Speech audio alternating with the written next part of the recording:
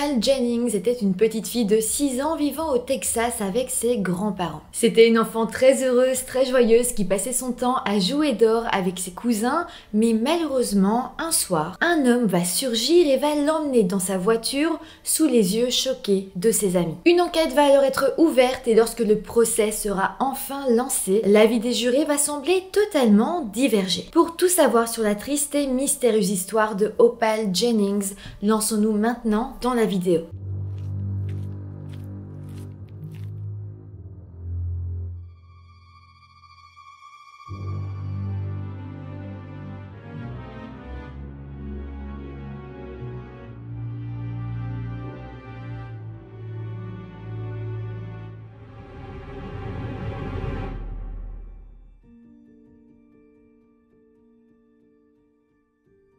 Hello tout le monde, j'espère que vous allez bien. Aujourd'hui, on se retrouve pour une triste affaire d'une enfant qui a été portée disparue et qui a ensuite été retrouvée décédée. Vous allez voir, c'est une histoire qui est élucidée, bien qu'il reste pas mal de mystères. Et d'ailleurs, le verdict final sera quand même pas mal contesté. Avant de commencer, comme d'habitude, je vous rappelle de vous abonner à la chaîne si ce n'est pas encore fait. Merci à tous ceux qui le feront. Merci à tous ceux qui sont déjà abonnés. N'hésitez pas non plus à me suivre sur mon compte Instagram. Et voilà, maintenant que tout ça est dit, eh bien, lançons-nous dans cette triste affaire. Opal Jo Dace Jennings est née le 24 novembre 1992 aux États-Unis, dans l'état du Texas. Elle a alors grandi avec ses parents Robert Crawford et sa maman Leola Sanderford. Mais bon, finalement, en 1998, alors qu'elle n'avait que 5 ans, Opal était partie vivre avec ses grands-parents dans la ville de Saginaw, toujours au Texas. En fait, la maman d'Opal l'avait envoyée vivre avec sa grand-mère maternelle puisqu'elle n'était pas capable d'élever sa fille avec son seul salaire de serveuse. J'imagine donc que soit elle n'était plus avec le père d'Opal, soit lui ne travaillait pas. En tout cas, la situation de ses parents semblait tout de même compliquée. Alors, il faut savoir que sa grand-mère était une infirmière à la retraite et elle ne s'occupait pas simplement d'Opal, mais elle avait aussi à sa charge certains de ses cousins. Donc voilà, en soi, Opal a commencé sa nouvelle vie sur place. En 1999, Opal avait alors 6 ans et était une très jolie petite fille. On la décrivait comme ayant un joli petit visage, de petites joues potelées avec des taches de rousseur et des cheveux châtain foncé avec des yeux bleus vifs. Mis à part ça, c'était une petite fille typique de 6 ans, une enfant heureuse, joueuse et très douce. Elle adorait d'ailleurs les poupées Barbie, faire du vélo, lire, colorier et même aller à la maternelle. Mais voilà, le jeudi 25 mars 1999, la vie d'Opal va totalement basculer. Ce jour-là, en début de soirée, juste avant l'heure du dîner, elle jouait sur un terrain vague juste à côté de la maison de ses grands-parents. Elle était accompagnée par son cousin Austin, qui lui était vraiment petit puisqu'il avait 2 ans seulement, et il y avait également son ami Spencer Williams qui était âgé de 4 ans. Donc en soi, Opal était la plus âgée des 3. Selon ce que se souvient Spencer du haut de ses 4 ans, ce jour-là à 17h30, un homme s'était arrêté devant eux dans une voiture foncée et était sorti de son véhicule. Il s'était alors dirigé vers Opal et d'un coup, il l'avait frappée à la poitrine avant de la traîner jusqu'à sa voiture et de partir. Spencer, lui, avait été témoin de la scène mais n'avait strictement rien pu faire. Malgré tout, Spencer avait réussi à décrire cet homme inconnu comme étant un homme à la peau claire ou foncée avec des boutons, des rides et des marques sur le visage. Il avait aussi une silhouette élancée et des cheveux longs tirés en queue de cheval. Spencer avait également déclaré qu'il se souvenait que le ravisseur d'Opal portait un t-shirt à manches courtes, un pantalon foncé, des baskets foncées et une casquette de baseball rouge. Ce qui va être un petit peu plus flou ici, c'est la voiture de ce ravisseur parce que Spencer l'a décrit en plusieurs termes assez différents. Il a d'abord dit que la voiture était violette noire, puis violacée rose et finalement qu'il s'agissait d'une voiture tout simplement foncée. En tout cas, après que l'enlèvement ait eu lieu, Spencer ainsi que Austin, donc le petit cousin d'Opal, ont tous les deux été chez les grands-parents et les ont alors avertis qu'Opal venait d'être kidnappée. Évidemment, les grands-parents ont immédiatement réagi et ils ont donc appelé la police. Les autorités ont eux aussi pris l'affaire très au sérieux et ils ont décidé de lancer une alerte dans tout le pays. Ils ont donc partagé des photos du visage d'Opal ainsi que des détails sur elle et son agresseur à travers tous les États-Unis. De plus, grâce aux proches d'Opal, on a pu savoir que le jour de sa disparition, elle portait un t-shirt blanc à rayures et à fleurs, un short violet à poche cargo, des chaussettes blanches et des chaussures de tennis roses. De plus, au moment où elle a été enlevée, ses cheveux étaient attachés en queue de cheval. Sinon, en parallèle de ça, les forces de l'ordre locales ainsi que le FBI ont organisé une recherche massive dans toute la région. De plus, les autorités ont essayé de retrouver le plus d'indices possible et d'ailleurs ils ont fouillé la chambre d'Opal chez ses grands-parents et ils ont d'ailleurs bloqué l'accès de cette chambre avec du ruban adhésif et ont conservé quelques objets qui s'y trouvaient comme des ours en peluche et des couvertures. En soi, tout ce qui pouvait être utilisé par les chiens pour détecter l'odeur d'Opal pendant les recherches. En tout cas, la nouvelle de sa disparition va très vite circuler. Opal était jeune, c'était une jolie petite fille et était très aimée du voisinage et donc très vite, beaucoup de gens ont décidé de se mobiliser derrière la famille. Des bénévoles ont donc aidé les policiers, le FBI et ils se sont réunis à plusieurs postes de commande situés un petit peu partout dans la région pour faire de plus amples recherches. Quelques jours plus tard, l'histoire de la disparition d'Opal a été présentée dans l'émission America's Most Wanted, mais également dans Good Morning America et aussi dans de nombreux autres grands médias. Grâce à toute cette médiatisation, la police a d'ailleurs pu recueillir pas mal de témoignages assez intéressants. Parmi tous ces témoignages, il faut savoir qu'il y avait 3 habitants du quartier qui s'étaient rendus au poste de police pour dire qu'ils avaient vu circuler une voiture assez étrange et même suspecte le soir de la disparition d'Opal. L'un des témoins a d'ailleurs décrit le véhicule comme une voiture de taille moyenne, de couleur violette très foncée, avec des vitres teintées également très foncées et des roues brillantes. Alors, on pourrait se dire que grâce à tous ces nombreux témoignages, la police allait pouvoir facilement retrouver le coupable. Saginaw était une petite ville d'environ 12 000 habitants à l'époque, mais le problème est que justement au moment de la disparition d'Opal, la ville accueillait des milliers de personnes pour une course automobile organisée par NASCAR. La course avait lieu au Texas Motor Speedway à une vingtaine de minutes de là où Opal avait disparu et dites-vous bien qu'on estimait qu'il y ait entre 200 000 et 300 000 personnes supplémentaires dans la région à ce moment-là. Donc au final, retrouver l'homme qui avait kidnappé Opal devenait à cause de ça bien plus compliqué. Donc voilà, avec ça on se disait que peut-être le suspect n'était pas quelqu'un qui habitait dans la région vu que beaucoup de personnes s'y rendaient à cette période précise. Mais bon, la police avait quand même pas mal de choses dont une description assez précise du suspect. Alors même si cette description avait été faite, je le rappelle, par un enfant de 4 ans, c'était quand même assez intéressant d'avoir ça. D'ailleurs, assez rapidement après l'enlèvement d'Opal, un premier suspect va enfin émerger dans l'enquête. En fait, la police a commencé à se poser des questions à propos du père d'Opal. En fait, à ce moment-là, la situation entre le père et la mère d'Opal était un petit peu tendue. Ils avaient du mal à parler, notamment de la garde de leur fille. Et comme en soi, Opal était sous la garde complète de sa grand-mère maternelle, ça faisait que son père ne pouvait pas la voir autant qu'il le voulait. Ce qui va vraiment alerter la police, c'est que certains témoins vont venir leur faire part d'une confidence que le père d'Opal leur avait fait. En fait, il paraîtrait qu'un jour, le papa d'Opal était très énervé et qu'il avait dit à des amis ou à des connaissances qu'il aimerait bien enlever sa fille pour pouvoir la voir pour lui. Donc voilà, avec ce témoignage, évidemment, le père d'Opal devenait le suspect principal. Mais bon, après une brève enquête, la police avait fini par l'innocenter puisqu'il avait un bon alibi. On aura la confirmation que le jour de l'enlèvement d'Opal, il se trouvait en fait à Nashville, dans le Tennessee. Alors oui, la police perdait leur suspect principal, mais quelques jours plus tard, un nouveau suspect va émerger. Il s'agissait cette fois d'un homme de 30 ans qui s'appelait Richard Lee Franks, connu sous le nom de Ricky. Et chose importante à noter, c'est qu'il était déjà bien connu des services de police car il était un délinquant sexuel enregistré. À l'époque, Ricky était l'un des nombreux délinquants sexuels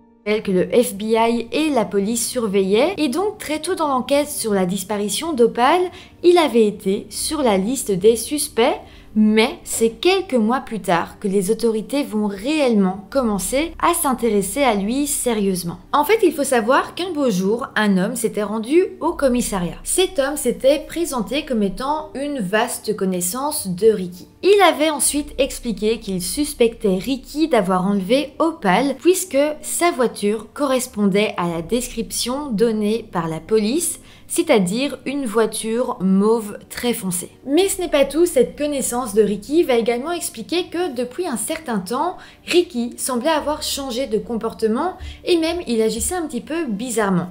Mais ce n'est pas tout, il avait également changé d'apparence, notamment en se coupant les cheveux. Mais ce qui va encore plus mettre la puce à l'oreille des enquêteurs, c'est que ce témoin va expliquer que Ricky avait avant pour habitude d'avoir les cheveux longs, de se les attacher en queue de cheval et surtout de porter une casquette de baseball rouge. Donc, si vous vous en souvenez pas, ça correspond à la description que le petit Spencer avait fait de l'homme qui avait enlevé Opal. Donc voilà, comme à présent, Ricky alias Richard Lee Franks devenait notre suspect principal, on va se plonger un petit peu plus dans sa vie. Déjà, les dossiers de police indiquent que Ricky avait été accusé à 2 reprises d'agression sexuelle aggravée sur un enfant en 1991. Il faut savoir que l'enfant que Ricky avait agressé était âgé de seulement 8 ans et il s'agissait de la fille de son propre frère, c'est-à-dire de sa nièce. À l'époque, Ricky avait refusé de plaider coupable d'agression sexuelle, mais à la place, il s'était dit coupable d'indécence sur un enfant. Alors, c'était évidemment beaucoup moins grave aux yeux de la justice, mais ça avait fini par être accepté. Suite à ça, Ricky avait été condamné à 7 ans de probation, donc il n'avait pas reçu de peine de prison. Simplement, pendant 7 ans, il allait être surveillé et s'il recommençait, là, il irait en prison. Mais voilà, en 1994, eh bien, il a recommencé. Cette fois, il avait admis avoir d'au moins une jeune femme de sa famille et avait alors été emprisonné pendant un total de 41 jours, ce qui n'est clairement pas grand-chose. Je précise d'ailleurs une chose, j'ai vu dans mes sources qu'il était marqué qu'il avait accusé de jeunes femmes, mais je ne sais pas si elles étaient majeures. Peut-être qu'on dit jeunes femmes, mais qu'il s'agissait en réalité de jeunes filles. Voilà, je ne sais pas, mais en tout cas, il a commis des abus sexuels sur des personnes qui étaient quand même assez jeunes. En tout cas, après ces 41 jours de prison, il était enfin sorti et Ricky avait dû suivre un programme pour délinquance sexuelle et là-bas, il avait reçu une évaluation mentale. Cette évaluation a d'ailleurs montré qu'il avait un QI très bas. Mais bon, après ça, il avait pu reprendre sa vie totalement normalement et il avait même fini par se marier avec une femme du nom de Judy Franks et d'ailleurs, Judy semblait très amoureuse de lui et l'a toujours soutenu. Mais donc, ici, en ce qui concerne l'enlèvement d'Opal, la police n'avait pas vraiment d'éléments solides pour pouvoir arrêter Ricky ou même l'interroger, mais quand même, les enquêteurs savaient qu'ils devaient absolument pouvoir parler à Ricky et ils ont finalement trouvé l'occasion parfaite lorsqu'ils ont constaté qu'il avait un mandat d'arrêt en cours pour une infraction au code de la route. Suite à ça, le 17 août 1999, à 20h15, la police avait arrêté Ricky alors qu'il sortait de sa voiture dans un dépanneur du sud de la ville de Fort Worth. Une fois en état d'arrestation, il avait alors été ramené au poste de police et sur place, il avait donc été interrogé. En gros, les autorités lui avaient dit que oui, il était arrêté et interrogé de base pour une infraction au code de la route, mais que la police aimerait lui poser quelques questions concernant Opal Jennings. Par la même occasion, on lui avait demandé de passer un test du polygraphe, donc en d'autres termes, le détecteur de mensonges. Mais ce n'est pas tout, la police lui avait également demandé si elle pouvait fouiller sa voiture. Par rapport à ça, j'ai pas vraiment trouvé d'informations, donc j'imagine que la fouille n'a rien donné. Mais en tout cas, une chose qu'on peut retenir ici, c'est que Ricky avait donné son autorisation sans même que la police lui montre un mandat pour pouvoir fouiller son véhicule. Par la suite, il avait alors passé le test du polygraphe et les résultats semblaient indiquer qu'il mentait pendant son interrogatoire. Par contre, il faut quand même savoir que les résultats ne sont jamais précis à 100% et ne sont pas recevables comme preuve au tribunal. Mais malgré tout, ça reste quand même un bon indicateur pour la police et c'est vrai que les résultats peuvent aider à faire pression sur la personne suspectée. Ici, ça a d'ailleurs marché puisqu'en un rien de temps, Ricky s'est effondré et a même écrit 5 pages page de témoignages détaillant ce qu'il avait fait à Opal. Si on se penche sur ses aveux, il admet donc avoir bel et bien kidnappé Opal. Il dit ensuite l'avoir emmenée dans un magasin. Par contre, il dira aussi l'avoir ramenée chez elle juste après et ne plus jamais l'avoir revue ensuite. Alors, c'était déjà une bonne avancée puisque Ricky avouait avoir kidnappé Opal. Par contre, on va pas se mentir que la police avait plus de mal à croire la deuxième partie. D'ailleurs, à part cette déclaration, Ricky est quand même resté assez flou. Il a jamais expliqué pourquoi il avait kidnappé Opal, ce qu'il lui avait fait, comment elle était, et d'ailleurs, il n'a jamais dit si elle était encore en vie. Donc en soi, oui, on avait une déclaration, mais tout ça restait extrêmement mystérieux. D'ailleurs, peu de temps après que Ricky ait signé ses aveux, il a semblé faire marche arrière et il a en fait dit qu'au final, il ne connaissait pas Opal et qu'il ne l'avait jamais enlevée. Il va en fait expliquer que si il avait avoué les faits en interrogatoire, c'était simplement parce que les agents de police lui avaient mis la pression. Quoi qu'il en soit, après ses aveux, il a immédiatement été arrêté pour l'enlèvement aggravé d'Opal. Par contre, par la suite, une fois en prison, il a continué à clamer son innocence et à dire que ses aveux avaient tout simplement été forcés. Effectivement, comme je vous l'ai dit, il a été énormément soutenu par sa femme Judy, qui l'a cru et qui a essayé d'obtenir justice entre guillemets pour lui. Elle a d'ailleurs été encore plus loin en disant que Ricky ne pouvait pas être celui qui avait enlevé Opal puisqu'elle était avec lui au moment de la disparition. Elle va donc affirmer qu'elle pouvait être l'alibi de son mari et dira donc qu'au moment des faits, elle était avec Ricky dans leur maison qui se situait à South Fort Worth. Elle a en plus de ça déclaré dans la presse avoir donné cet alibi aux enquêteurs, mais qu'ils ne la croyaient pas. Mais si on se penche sur le passé de Judy, on peut vraiment facilement comprendre pourquoi la police ne la croyait tout simplement pas. On va en fait apprendre que 5 ans plus tard, au mois de novembre 1994, elle avait été arrêtée et accusée pour avoir menti à un grand jury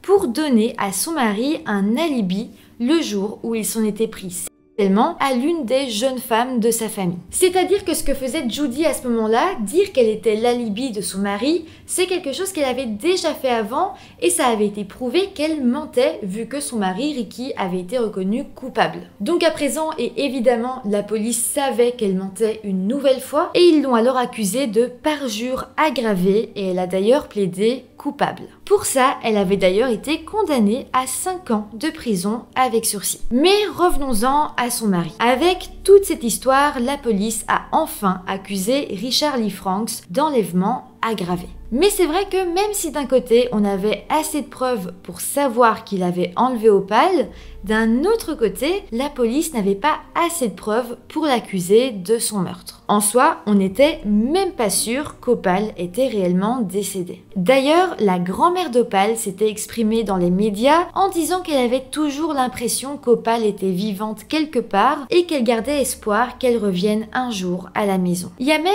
un moment où la grand-mère a participé à l'émission de Montel Williams avec comme invitée une prétendue médium qui s'appelait Sylvia Brown et qui serait connue mondialement. Là-bas, la grand-mère qui était donc dans le public s'était levée et elle avait posé des questions à cette médium concernant l'enlèvement d'Opal et lui avait demandé si selon elle, sa petite fille était toujours vivante. À ça, voilà donc ce que la médium a répondu. Elle n'est pas morte, mais ce qui me dérange, c'est que je n'en ai jamais entendu parler auparavant. Mais pour une raison quelconque, elle a été enlevée et réduite en esclavage au Japon. L'endroit est Kukuro ou Kukura. Bon, je vous le dis parce qu'à présent on le sait, mais cette médium avait totalement faux. Mais ça, vous allez voir, on y reviendra un petit peu plus tard. En attendant, le 26 juin 2000, le procès de Ricky pour enlèvement aggravé a pu débuter. Ricky plaidait évidemment non coupable et l'accusation tentait de prouver au jury qu'il était bel et bien celui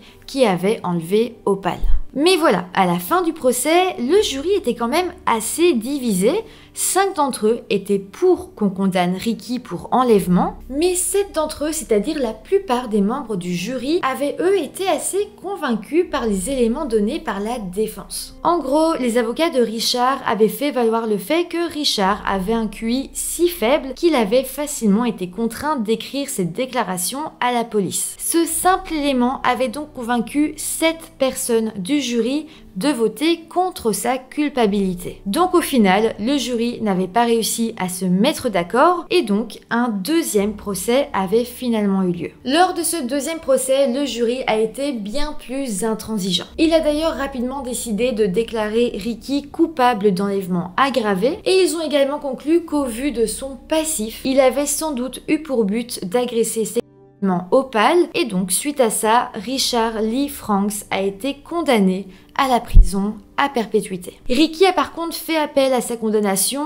mais celle-ci est restée confirmée. C'est donc une certitude, il va bel et bien passer le reste de ses jours derrière les barreaux. Alors évidemment, cette condamnation a été un véritable soulagement pour la famille d'Opal, même si leur principale préoccupation restait toujours de la retrouver. Mais finalement, le 20 décembre 2003, c'est-à-dire 4 ans et demi après la disparition, deux hommes qui faisaient du cheval dans une zone au nord-ouest de la ville de Fort North vont trouver totalement par hasard un crâne humain. Cet endroit se trouvait à 16 km de là où Opal avait été kidnappée. Évidemment, le lien a vite été fait et la police a alors fouillé la zone afin de vérifier s'ils ne pouvaient pas retrouver d'autres petits fragments d'os.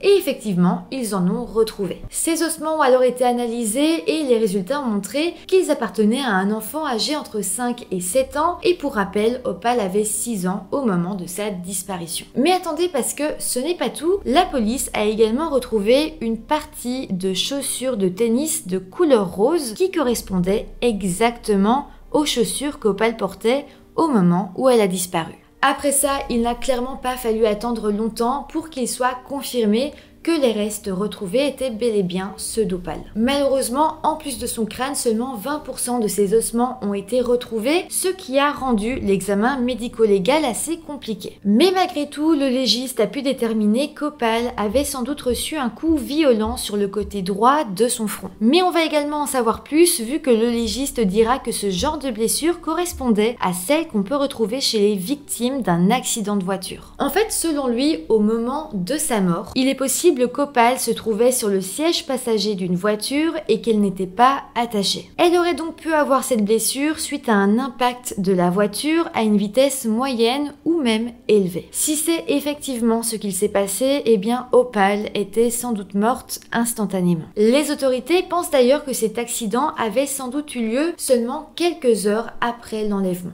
En tout cas avec ça, certaines personnes ont pu remettre en doute le fait que Ricky ait réellement tué Opal puisque sa voiture n'avait pas de traces d'accident. En soi, il y a une partie du public qui croit en sa déclaration, qui est, je le rappelle, qu'il avait effectivement emmené Opal dans un magasin, mais qu'il l'avait ensuite redéposé proche du lieu où il l'avait enlevé. Mais en tout cas, aujourd'hui, Ricky est toujours derrière les barreaux et il y restera toute sa vie. Pour la famille d'Opal, c'est effectivement le plus important, puisque eux sont convaincus qu'il est bel et bien l'homme qui a fait du mal à leur petite fille. Voilà, c'est comme ça que se termine cette affaire.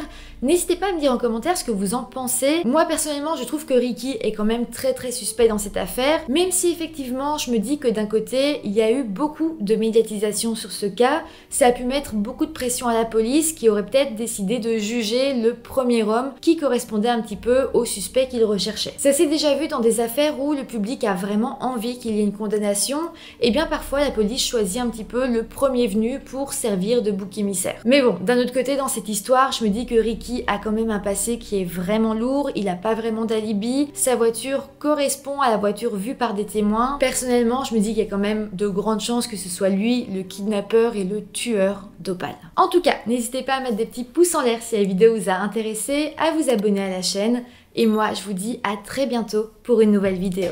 Bye!